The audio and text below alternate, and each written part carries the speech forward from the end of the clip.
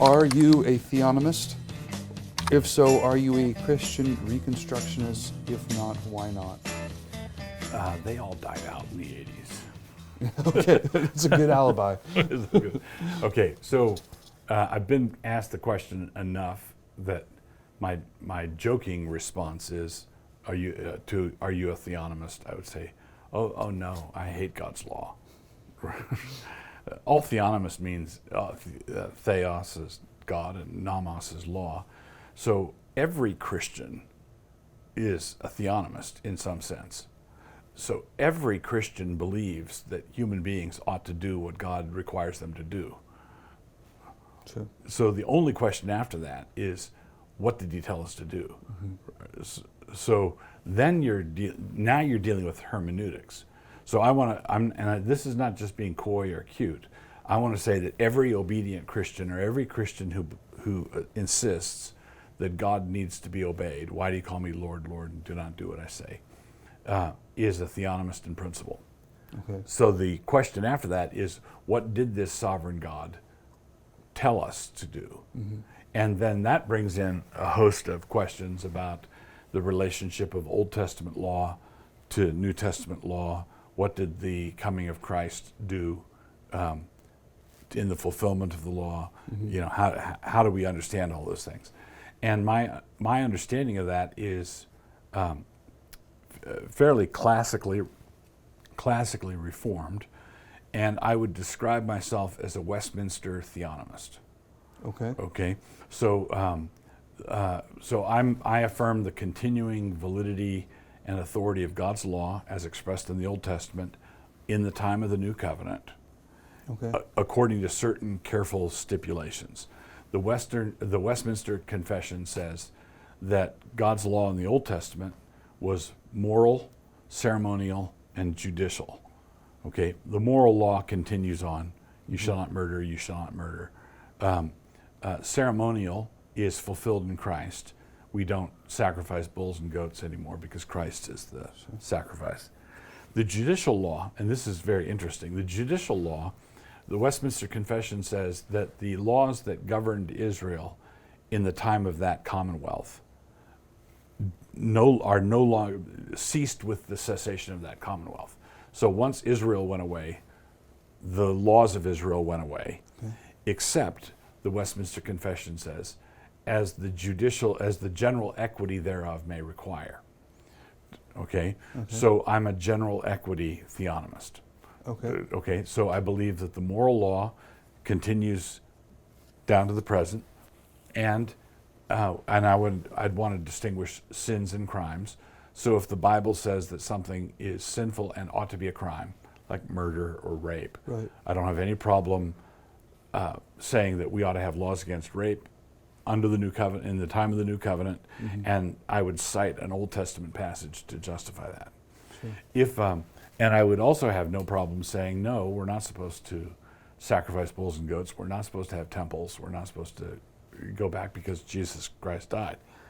Then on the judicial equity, and there's a whole world here, but suppose I'm a judge in the time of the New Covenant, and someone slips and breaks their arm because someone else didn't shovel their walk, or they fell off a second-story deck because there was no deck railing. Okay, in the Old Testament, there was a law that they had to have a parapet around the roof of their house, because in the evening in the Middle East, everybody would go up on the roof to cool off, mm-hmm, and since everybody would go up there, they required them to have a railing around the roof of the house. So if I'm king for a day in my ideal New Covenant republic, I don't make people put a parapet around the roof of their house, because that's a judicial requirement for Israel, and that ceased with the cessation of those circumstances in that republic. But the general equity of that I'm responsible for the welfare of my guests, would make me side with the plaintiff if they slipped on the ice or fell off a second-story deck. And I'd say, you need to have a railing on your deck because the general equity of the law requires that. Okay? Mm-hmm. And that incidentally is how common law works. What King Alfred did is he just basically took, when he established the common law system that we still operate with, he just took the laws of Deuteronomy and made them the laws of England. And he didn't do this as though they were Justinian law, sort of top-down regulatory agencies trying to anticipate everything, and if they didn't cover it, you got off on a technicality. Right. Common law expects everybody to be operating in terms of the general equity. Okay. You look at the law, you deduce from that, extract from that the principle, and you apply the principle to other situations that may vary. Okay. So that was your explanation of theonomy. What about Christian Reconstruction? So Christian Reconstruction is taking all of that high-flying theory and applying it to these United States. Okay. All right. So let's reconstruct the republic. Let's go return to a biblical foundation Okay. for governance, as opposed to our current secularism. And I'm entirely in favor of abandoning secularism. I believe that secularism is a failed project, and I believe that Christians need to summon the nation back to righteousness, Okay. and righteousness has to be defined by the Bible. So I suppose it would be fair to say that I am a certain kind of Christian Reconstructionist, in that I want the laws to be reconstructed in accordance with biblical values. I'm not a secularist, but I'm not so in one sense, yes. In another sense, were you a card-carrying member of the Christian Reconstructionists of the 1980s, Greg Bahnsen, Gary North, Rush Dooney, and so forth? No, I wasn't a card-carrying member of that movement. Okay. Are you trying to resurrect that movement? Well, I would like a kinder, gentler Reconstructionism. Okay. Okay. So one of the problems with Reconstructionism back then was they had a terrible time getting along with each other. Okay. Which, ironically, is a violation of theonomy. God's law is you shall love the Lord your God with all your heart, soul, mind, and strength. And the second is like unto it, love your neighbor as yourself. And I believe that we have to, basically, I'll put it this way, I think Christians need to reconstruct the church before we reconstruct the republic. Okay. Do Okay. you think that was upside down in that movement? I think it was upside down in certain parts of that movement. Yeah, I think it was a significant deficiency.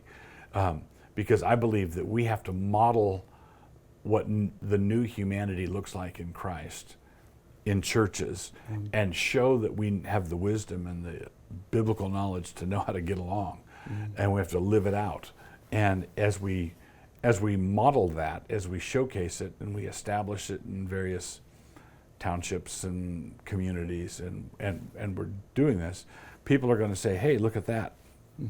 I think there's going to be a certain attractiveness to it.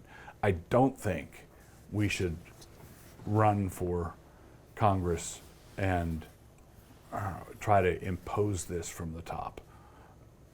Okay. So how do you get the godly laws voted in then if it's not imposed from the top? Well, I do think that there's another element to this. It's not that I think that imposition from the top is irrelevant. I think that's an important piece, but you don't want a reformation like Josiah had, where it's all from the top, and then he gets killed in a battle, and then Israel's back to the way they were right away. Okay. But neither do you want the people like sheep without a shepherd, longing for righteousness, and no one is willing to lead them. So in your vision, then it would be preachers first, followed by Christian preachers first, followed by godly politicians. Yeah, preachers and congregations, followed by politicians and populations. Okay.